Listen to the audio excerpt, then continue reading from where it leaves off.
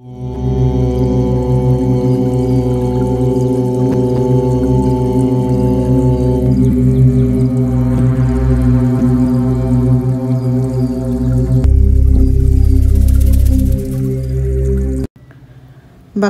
నమస్కారము. శ్రీ గణేశాయ నమః, శ్రీ సరస్వతి నమః, శ్రీ పాదవల్లభ నృసింహ సరస్వతి, శ్రీ గురు దత్తాత్రేయాయ నమః. మనం ఆంజనేయ చరిత్రలో హనుమంతుడు సీతాదేవిని చూడటం దాకా చెప్పుకున్నాం కదా. తర్వాత కథ ఏమైందో చూద్దాం.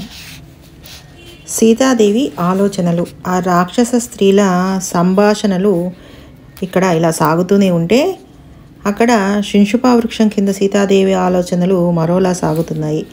ఆలోచనల భారం ఎక్కువై ఆమె బయటికి మాట్లాడేస్తోంది. అయిపోయింది, నాకు బ్రతికే యోగం తీరిపోయింది.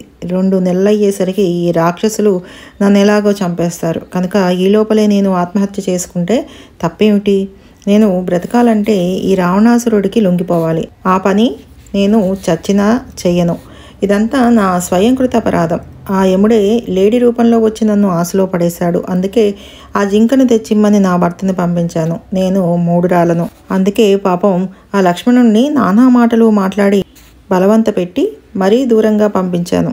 ఓ రామ, ఓ లక్ష్మణ, ఓ కౌసల్య, ఓ సుమిత్ర, ఇవాళ నా గతి ఇట్లా అయిపోతోంది. నేను పతివ్రతా ధర్మాలను జాగ్రత్తగా పాటిస్తూ వచ్చాను, కానీ ఆ ధర్మాలేవి నన్ను రక్షించటం లేదు. ఓ రామ, మీకు నేను బ్రతికినట్లు ఇక్కడ ఉన్నట్లు తెలీదు. నా కోసం 4 రోజులు బాధపడతారు. ఈలోగా మీ వనవాసం తీరిపోతుంది. ఇంటికి వెళ్తారు. మీ రాజ్యం మీకు వస్తుంది. అప్పుడు మీరు ఎంతమందిని కావాలంటే అంతమందిని పెళ్లి చేసుకోవచ్చు. నేను మాత్రం ఇక్కడ మీ మీదే మనస్సు పెట్టుకుని దిక్కులేని చావు చచ్చిపోతాను. ఈ రాక్షస రాజ్యంలో నాకు విషం కానీ కత్తి కానీ కావాలంటే ఎవరిస్తారు? పోనీ నా జడ పొడుగ్గా ఉంది కదా, దీనితోనే ఊరేసుకోనా? ఇలా సీతాదేవి ఆలోచనలు ఈ దశకు వచ్చేసరికి ఆకాశంలో చీకటి విరుగుతోంది. చుట్టుపక్కల ఏవేవో దృశ్యాలు స్పష్టంగా కనిపిస్తున్నాయి. వాటిలో అన్నీ శుభశకునాలే కనిపించేసరికి సీతాదేవి మళ్ళీ ఇలా ఆలోచించసాగింది. ఏమిటిది? ఉన్నట్టుండి నా ఎడమ కన్ను, ఎడమ భుజం, ఎడమ తొడ ఒకేసారి అదుగుతున్నాయి.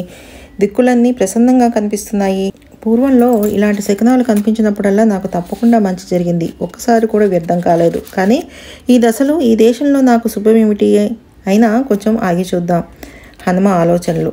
ఆ విధంగా అటు రాక్షసుల మాటలు, ఇటు సీతాదేవి మాటలు కూడా వింటున్న హనుమంతుడి ఆలోచనలు మరింత గంభీరంగా సాగుతున్నాయి. ఆయన ఇలా ఆలోచించసాగాడు. ఈ సీతామహాసాధ్వి కోసం లక్షల కొద్ది వానరులు బయలుదేరారు. వాళ్ళందరిలో నా అదృష్టం పండి నాకు ఈ మహాతల్లి దర్శనం లభించింది. అయితే నేను వీరుల్లాగా దర్జాగా రాకుండా గూఢాచారిలాగా దొంగచాటుగా వచ్చాను. వచ్చినందుకు పట్టణ రహస్యాలు చాలా తెలిసాయి. అమ్మ కనిపించింది. కానీ ఇప్పుడు నేను ఈమెను ఓదార్చకుండా వెళ్ళిపోతే అది మహా అపరాధమే అవుతుంది. సీతను చూసి రమ్మన్నావు, చూశాను, వచ్చాను అంటూ నేను కిష్కింధలో సుగ్రీవుడిని, రాముణ్ణి ముందు పెట్టుకొని సైన్యం అంతా పోగేసుకొని మళ్ళీ ఇక్కడి దాకా వచ్చానే అనుకో. ఈ లోపల ఈవిడ ఆత్మహత్య చేసుకుంటే మన గత ఏమిటి? నేను ఎందుకు వచ్చినట్టు, ఎందుకు చూసినట్టు, ఎందుకు పోయినట్టు? కనుక ముందు ఈవిడకు ధైర్యం చెప్పాలి. సరే, చెప్పేదెలా? నేను ఎవరినో ఈ తల్లికి తెలియదు. ముందు ఈవిడ్ని నమ్మించాలంటే దగ్గరికి వెళ్ళి మాట్లాడాలి. ఇది రాక్షస దేశం. నేను ఆవిడ దగ్గరికి వెళ్ళి మాట్లాడుతుంటే వీళ్ళంతా చూస్తూ ఊరుకుంటారా? నా మీదకి వస్తారు. పారిపోతే వెంటబడతారు. పారిపోకపోతే చంపాలని చూస్తారు. యుద్ధం చేయాలి. యుద్ధంలో జయాపజయాలను ముందుగా ఎవరు చెప్పగలరు? కర్మంగాలి పట్టుబడినా, ప్రాణమే పోయినా అసలు కార్యమే చెడిపోతుంది. గెలిచామే అనుకో, ఇక్కడ కొండల వంటి రాక్షసులు ఉన్నారు.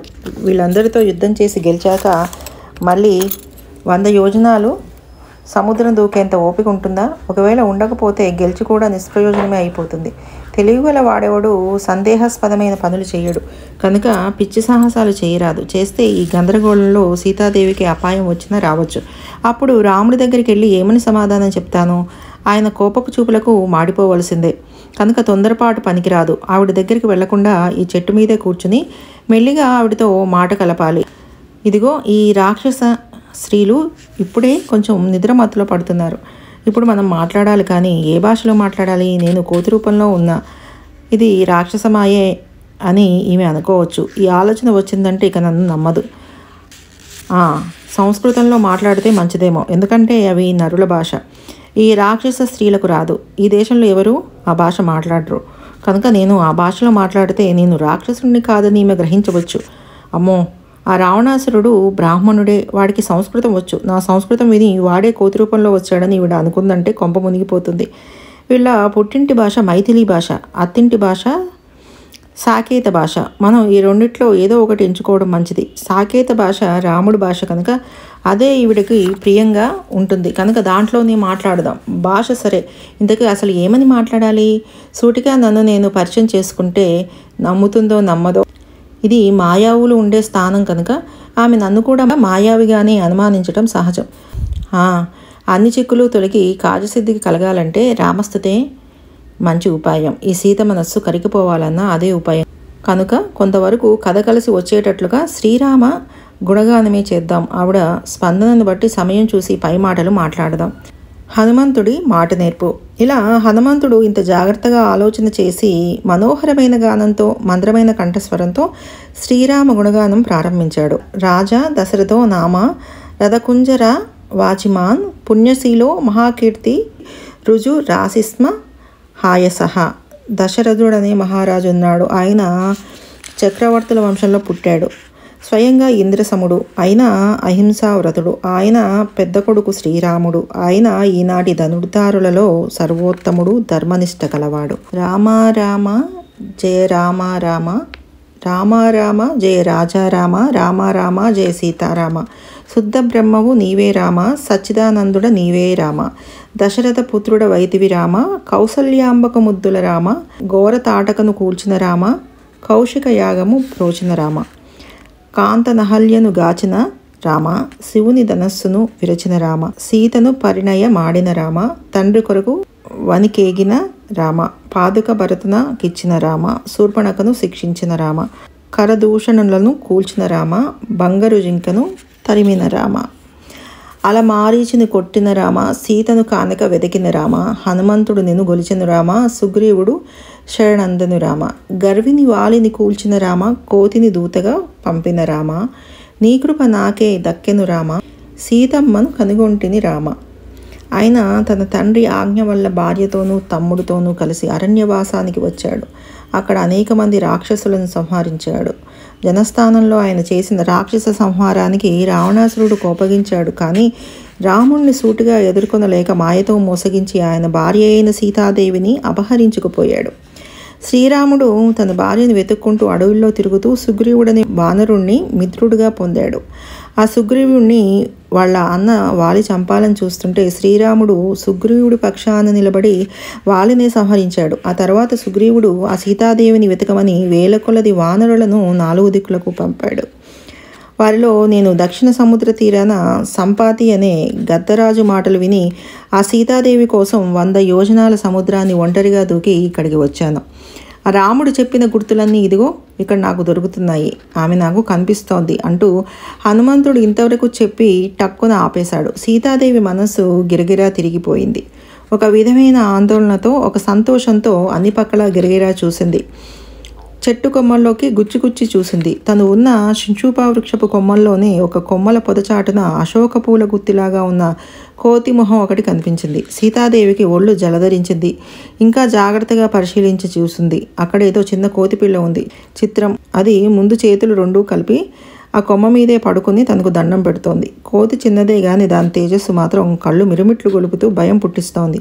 సహజంగానే అతీంద్రియ దర్శన శక్తి గల సీతాదేవికి హనుమంతుడి తేజస్సు విస్తారంగా కనిపించింది. కానీ ఆవిడ ఉన్న పరిస్థితుల వల్ల ఆవిడకి భయం వేసింది. ఆ భయంతో కొద్దిసేపు ఒళ్ళు తెలియకుండా పోయింది. అంతలోనే ఆమె తేరుకుంది. ఎదురుగుండా కోతిపిల్ల మళ్ళీ కనిపించింది. మధ్యలో తనకు కొద్దిసేపు నిద్ర పట్టిందని, ఆ నిద్రలో కల వచ్చి ఆ కలలో కోతిపిల్ల కనిపించిందని సీతాదేవికి ఒక భ్రాంతి కలిగింది. దాంతో ఆవిడ భయం మరింత పెరిగింది. ఎందుకంటే కలలో కోతి కనిపిస్తే దగ్గర బంధువులు మరణిస్తారని శకునాలు చెప్పేవాళ్ళు చెప్తూ ఉంటారు. ఆ భయంతో సీతాదేవి గడగడా వణికిపోయి తన అత్తింటి వారికి పుట్టింటి వారికి క్షేమం కలగాలని దేవతలను ప్రార్థించసాగింది. కొద్ది క్షణాలు అయ్యేసరికి తనకు పట్టింది నిద్ర కాదని, అసలు ఈ మధ్య తనకు నిద్రే లేదని ఆమెకు తోచింది. అయితే 10 నెలల నుంచి లేనిది ఈ తోటలో కోతిపిల్ల కనిపించింది ఏమిటి? కనిపిస్తే మాత్రం మా భాష మాట్లాడడం ఏమిటి? మాట్లాడితే మాత్రం మా కథ చెప్పడం ఏమిటి అని ఆవిడకే సందేహం వచ్చింది. ఏమీ లేదమ్మా, నాకు ఒకటే రాముడి ధ్యాస, అదే ఆలోచన, అదే చింత, అదే ధ్యానం. దాంతో నా కోరికే కోతిలాగా కనిపించి నాకు తెలిసిన కథే పాటగా పాడుతోంది. అదే ఆలోచిస్తున్నాను, అదే చూస్తున్నాను, అదే వింటున్నాను. ఇదో వెర్రి అని ఆవిడ సమాధానం చెప్పుకుంది. అయినా ఆవిడ మనస్సు ఊరుకోవట్లేదు. ఇంత స్పష్టంగా కనిపిస్తోంటే ఊహ అంటావేమిటమ్మా అని ఆ మనస్సు మాటిమాటికి గుండెల్లో కెలుకుతోంది. ఆమె ఎటూ తేల్చుకోలేక ఇష్టదేవతలకు నమస్కారాలు పెడుతూ ఈ వానరుడు చెప్పింది నిజమవుగాక అని తనలో తనే గొణుక్కోసాగింది. తర్వాత కథలో ఏమైందో రేపు చూద్దాం. సర్వం శ్రీగురు పాదారవింద అర్పణమస్తు. శుభం భవతు. సర్వే జన సుఖినో భవంతు. లోకా సమస్త సుఖినో భవంతు.